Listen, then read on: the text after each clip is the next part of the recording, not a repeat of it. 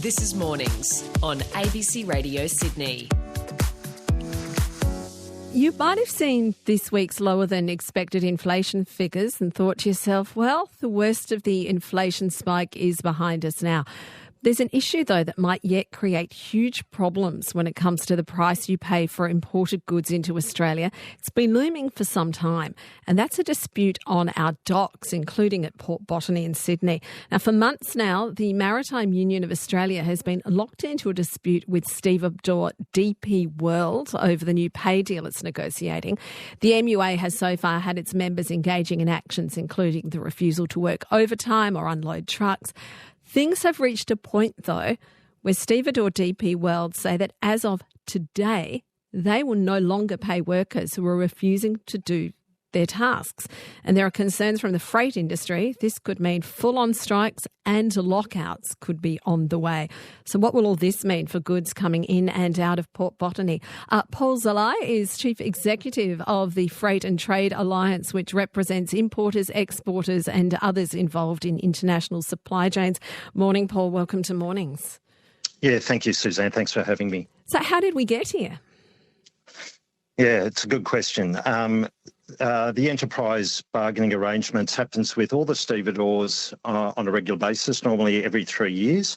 In the case of DP World, their negotiations commenced in March last year, but it was only in October when things started to ramp up, when legally the union was able to start introducing some of those bans that you mentioned as a part of protected industrial action. Initially, the pain felt by industry wasn't too severe because, as you said, it was like a couple of hours here and there, stoppages and a few other different bans on overtime, shift extensions and the like. But, one of our members appropriately called it, it's like a death of 1,000 cuts.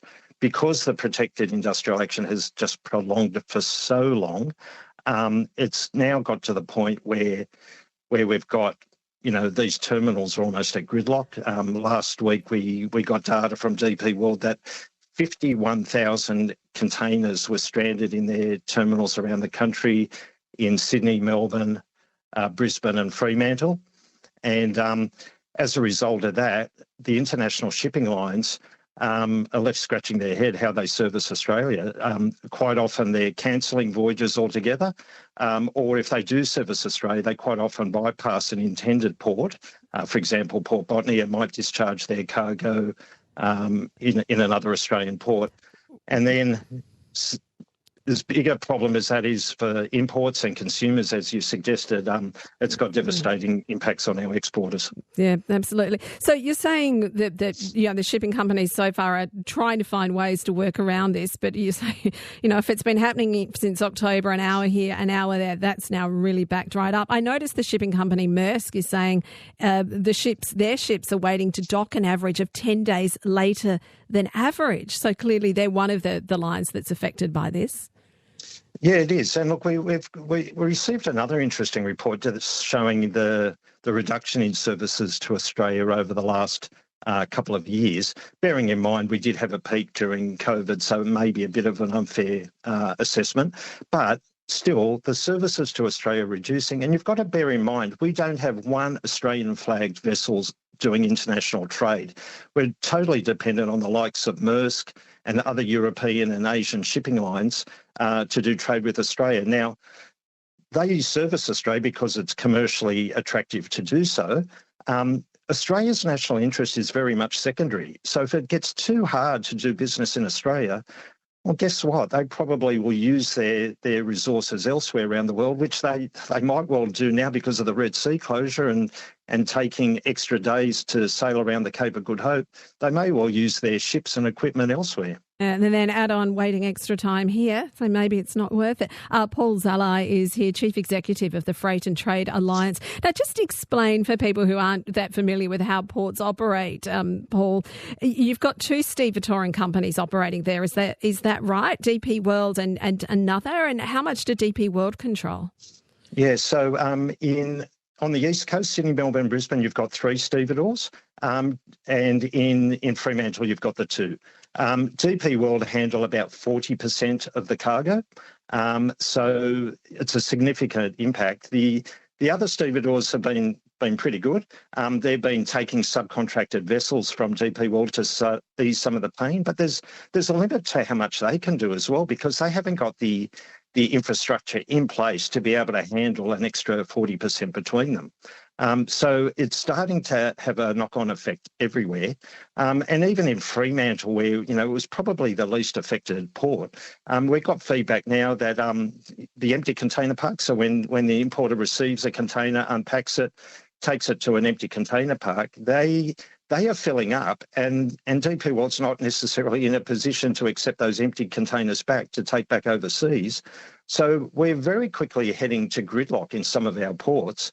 And really, we heard a lot about supply chain disruption during COVID, but we've got the threat here that things could get a hell of a lot worse than what we experienced back then. Yeah. So let's just pause now and look at what is happening now, because as we've sort of clarified, we've got to this point with some go-slows by the unions, which are already creating a backlog. But DP Stevedores or DP World have up until now kind of gone, okay, we'll go along with this for now and see what happens. But they've now said, we're going to stop paying workers who aren't doing all of their jobs. How do you see this escalating from here? Well, it's already escalating today. So they made that threat effective today. This morning, first thing, we got advice from DP World that at Port Botany, workers refused to do their work. So Port Botany is basically closed today for DP World. We've got a similar response out of Melbourne, where we understand that there's going to be no work done until at least 2 p.m. this afternoon. We're still to hear the impacts in Brisbane and in Fremantle, but it's just going from bad to worse. The two sides, and I'm not taking side with the union or with the employer, but between them, they obviously can't settle this. They're escalating their action. It's like a couple of spoiled brats, just taking out. Meanwhile, the Australian economy, you talk about our farmers, our manufacturers, our consumers, inflationary pressures. If the government is seriously interested in, cost of living impacts, they really should have a started look at this. Now, one of my texters is saying, look, can you give us some more detail about what the dispute's actually about? Look, it's a pay dispute. They're leading up to trying to create a new pay agreement. MUA are asking for a 2-year deal with 8% annual wage rises. DP World has offered a 4-year deal with a 2% sign-on bonus and 4% pay rise in the first year with 3% increases. Someone else is saying, what are they being paid? DP World say average staff pay between $130,000 and $140,000. That includes overtime and penalties. The union saying base pay starts around $83,000 a year. I mean, effectively, it's a pay dispute, isn't it, Paul? Look, it is, but I think there's a real sleeper in all of this, which I don't think many people have picked up on. As I said at the beginning, the enterprise bargaining arrangement is normally every 3 years. What I understand is part of the 300 claims by the union, they want to make that enterprise bargaining arrangement 2 years.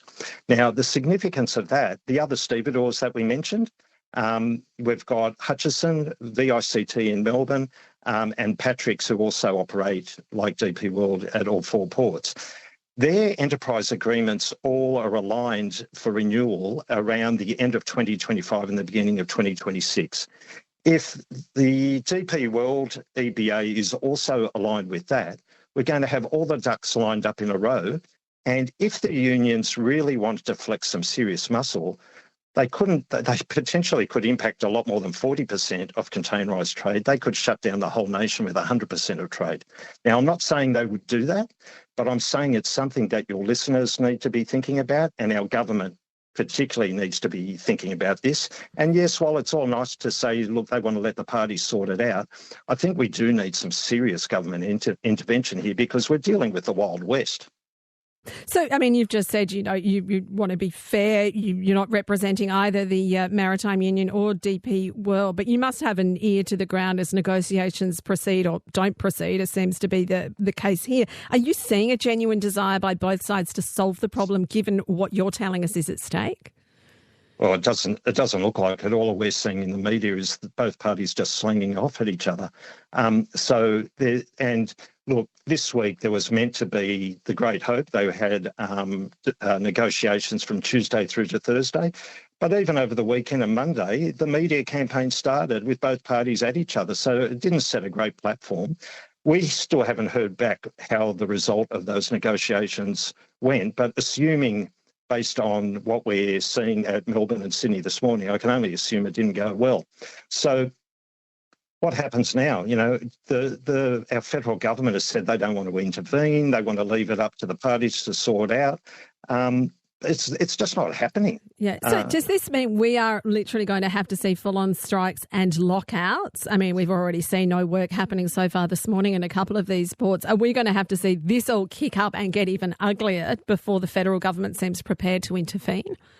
Well, I'm not sure if they will at any stage, but just to paint a bit of a picture. So many of your listeners would remember back to the late 1990s when we had the lockout with the Patrick dispute, Corrigan, Peter Reith, John Howard in government.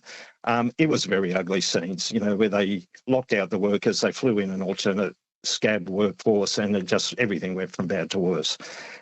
We don't want to see something like that happen again, but it is a threat. So to give you an idea, the last time we had a serious threat of a lockout was as recent as last year when Svitzer, the tugboat operators, they had, again, prolonged industrial action.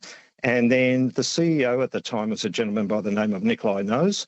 He played hardball and threatened lockout. And at the 11th hour, the government did intervene. Fair Work Commission came in. We had arbitration. Everything got sorted out. Happy days.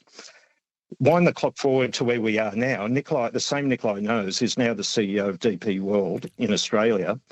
And it appeared, well, I interviewed him in a webinar back on the 5th of December, and I actually put that question to him. Would he use a lockout strategy again?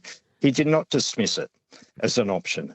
Now, if we get to that, if they really play that card, it's a high-risk strategy because they might be successful, and at the 11th hour, the Fair Work Commission or the government may intervene. Great. If they don't, and they do lock out the workers, well, then what? So, you know, we're in a horrible situation.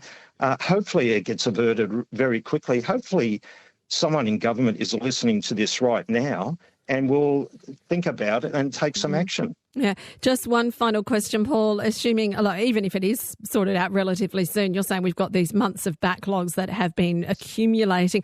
Are we already seeing prices increase because of this, or will we? Or will it be more a matter of some of these companies just won't bother coming?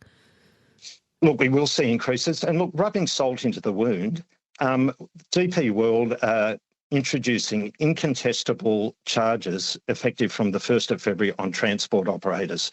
So these charges are already in place, but without any consultation, without any level of engagement, they've increased it. So our exporters are going to be hit with increases on terminal access charges by another 52%, our importers by 20 to 25%.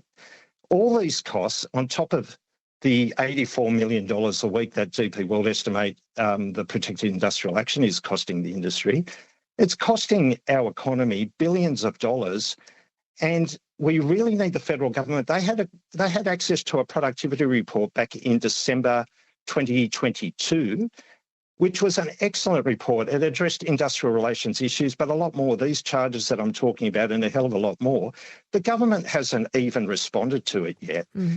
Sounds like there's some urgency definitely needed because we've got importers, exporters all over the country really going to be hit by this, as well as us, the prices we're paying too. Paul, thank you very much for your time this morning. Yeah, thank you, Susan. I appreciate it. Paul Zalai is Director of the Freight and Trade Alliance. This is Mornings on ABC Radio Sydney.